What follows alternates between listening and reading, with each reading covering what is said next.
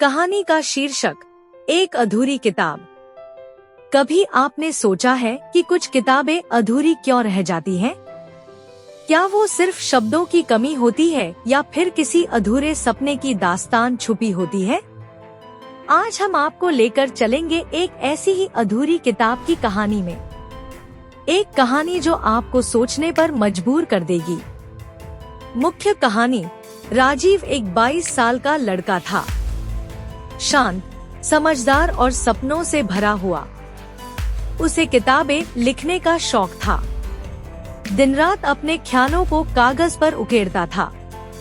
लेकिन एक किताब ऐसी थी जिसे वो कभी पूरा नहीं कर पाया, जिंदगी की आखिरी मुस्कान। इस किताब की शुरुआत उसने अपनी कॉलेज लाइफ के दौरान की थी, जब उसे अनुष्का नाम की एक लड़की से प्यार हो गया था। अनुष्का किताबों से नफरत करती थी, लेकिन राजीव की बातें सुनने में उसे मजा आता था। राजीव ने अपनी किताब उसी के नाम से शुरू की। अनुष्का की मुस्कान से शुरू होती है ये कहानी। वो किताब हर उस दिन बढ़ती थी जब राजीव उसे देखता था, उससे बात करता था और उसे समझने की कोशिश करता था।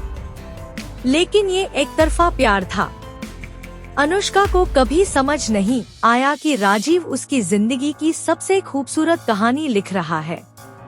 एक दिन अनुष्का ने कॉलेज छोड़ दिया बिना बताए। राजीव टूट गया। उसने किताब लिखना बंद कर दिया। वो पन्ने जिनमें उसकी खुशियाँ, उसके सपने और उसकी पूरी दुनिया बसी थी, अधूरे रह गए।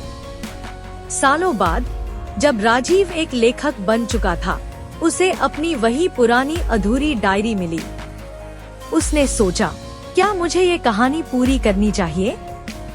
फिर उसने किताब के आखिरी पन्ने पर सिर्फ एक लाइन लिखी।